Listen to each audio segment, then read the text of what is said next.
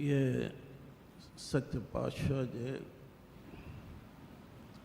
अपने मनोदशा सज्जन श्री शहंशाह हनुमान जी को व्यक्त करते हुए उनसे बार बार प्रार्थना करते हैं कि हे सज्जन श्री शहंशाह हनुमान जी, आप मेरे पर इतनी कृपा करो कि मेरा मन जो बहिर्मुखी है वह अंतर्मुखी हो जाए और हमेशा आत्मा में जो शोभित परमात्मा है उसमें लीन रहे और जो कुछ भी विचार रूप में प्राप्त करे वहीं से ही प्राप्त करे तो वो सार्थक विचार होते हैं। अब सार्थक विचार तो आदक्षर सुरत जब शब्द संग स्थिरता से बनी रहती है तो सार्थक विचार तो वहीं से आते हैं। तो उसके लिए यत्न आवश्यक होता है। बगैर यत्न के प्रयास के किसी कार्य में सफलता संभव नहीं होती। अगर कार्य सिद्ध करना हो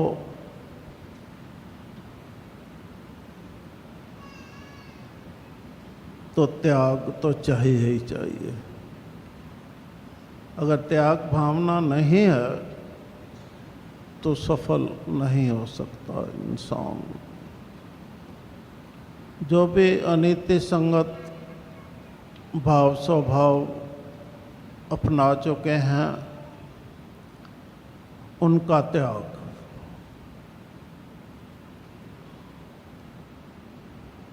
और जो शास्त्र विहित विधि विधान है, नीति है, उस अनुसार अपने भाव स्वभाव बनाना, ढलना, तो उसमें त्याग तो चाहिए ना। तो आज अपने आप को हम सब समझाएं कि जो हुआ सो हुआ। कम से कम ये भजन सुनने के पश्चात तो हम अपने मनोदिशा को अवश्य एकांत में बैठकर समझने का प्रयास करें। अगर हमारा ख्याल बार बार संसार की तरफ जाता है तो हम जो भी सोचेंगे, जो भी बोलेंगे, वह संसार का अनुरूप होगा।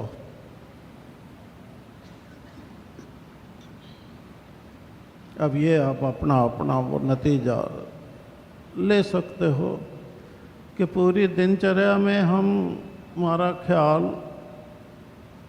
हमारी सोच, हमारी बात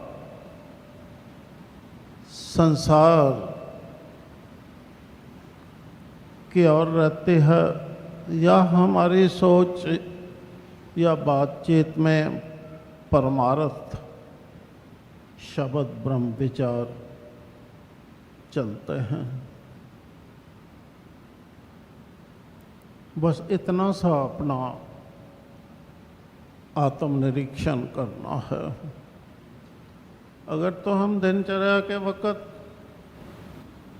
अपने अंदर जो भी सुन के जाते हैं सत्संग में, उन परमार्थ विचारों को दोहराते हैं ताकि स्मृति में ठहरें, और स्मृति में ठहरने के लिए उनका जो भी हमें मिलता है संसारी, उस समय प्रयोग करते हैं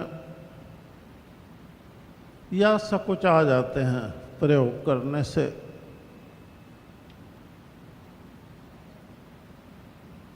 ये अपना नतीजा लेना है। अगर तो सकुचा जाते हैं, प्रयोग नहीं करते, तो हम कमज़ोर हैं,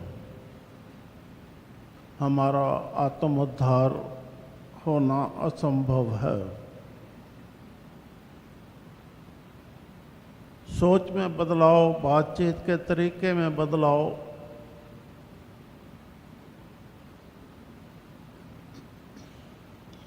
जब तक ये प्रयत्न नहीं होता तब तक मन उपशम नहीं हो सकता।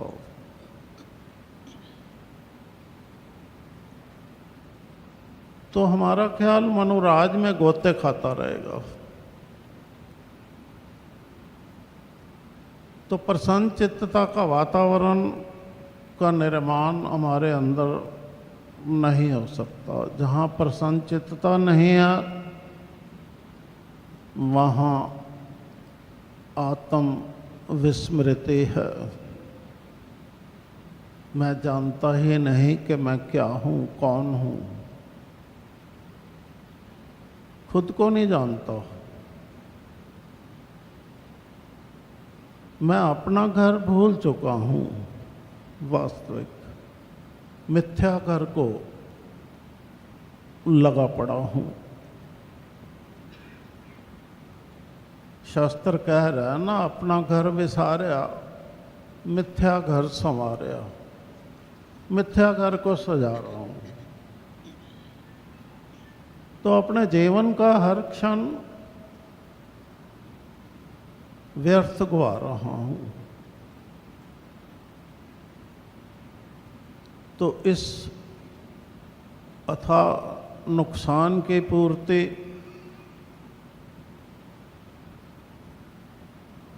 बहुत मुश्किल होते जा रही है ना, जो जो जीवन आगे बढ़ रहा है।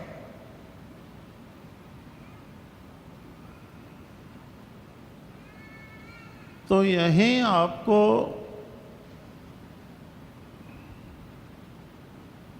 ख्याल को नीचे गिरने से रोककर ऊपर उठाने का प्रयास करो,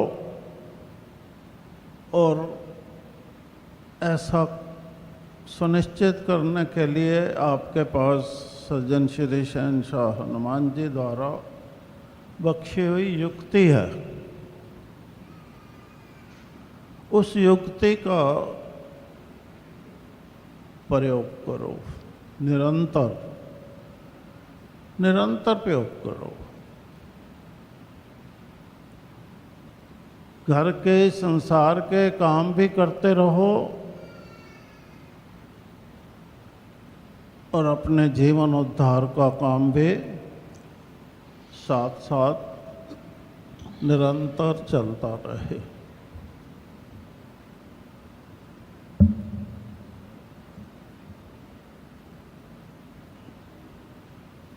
कोशिश तो करके देखो ना, कोशिश करके देखो। वो सच्चे पातशाह जी कहते हैं ना, हथ कारवाल चित यारवाल। तो जब चित यारवाल होता है तो आत्म साक्षात्कार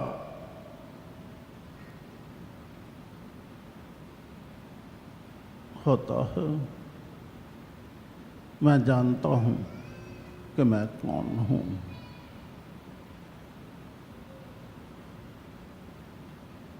मैं त्रिलोकी का मालिक हूँ। मैं जानता हूँ त्रिलोकी मेरी है।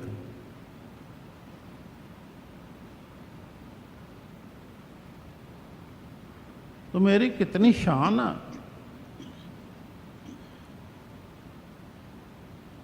और मैं अपनी शान से गिर जाऊं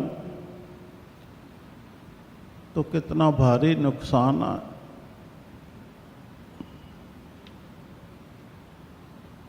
तो अपनी शान में, वास्तविक शान में आने का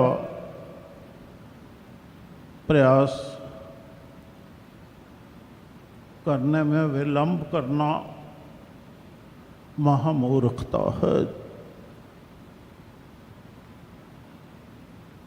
दुखों में दुख प्राप्त होने की बात है।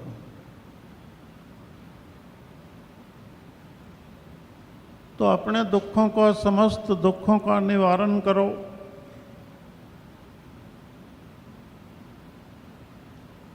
एकमात्र युक्ति है अपने मन को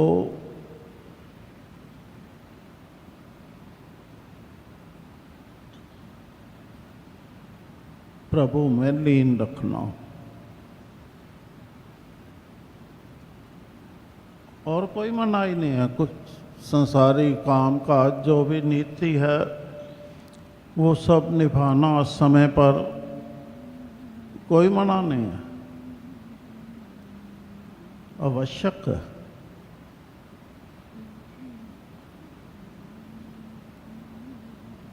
तो इसके लिए केवल और केवल खुद को, ख्याल को संसार की तरफ से हटाकर साधना होगा। बस जो बिखरा पड़ा है ना ख्याल, कभी उधर जा रहा है, कभी उधर जा रहा है, कभी उधर जा रहा है, भटक रहा है, तो उसको साध कर अपने घर में स्थिरता से साधना ना बनाए रखना है।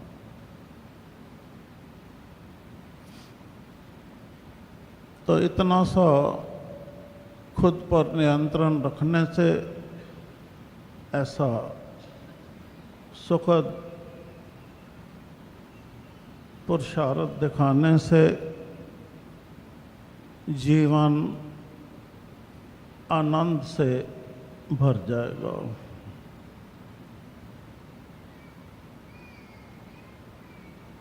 तो अच्छा लगेगा, अच्छा लगेगा ना। चेहरा खिला हुआ होगा, हृदय प्रफुल्लित होगा,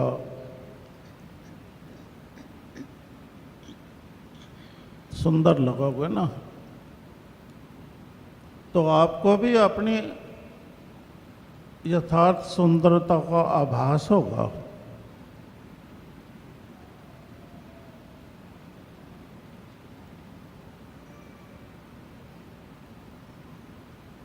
सो वैचारिक रूप पर कुरूप मत बनो, सुंदर बनो, स्वच्छ बनो। आपका हर विचार जो भी मन में उठे स्वच्छ होना चाहिए, सात्विक होना चाहिए। आज से ये प्रयास करना आरंभ कर देना। समझ आई बात? चलो।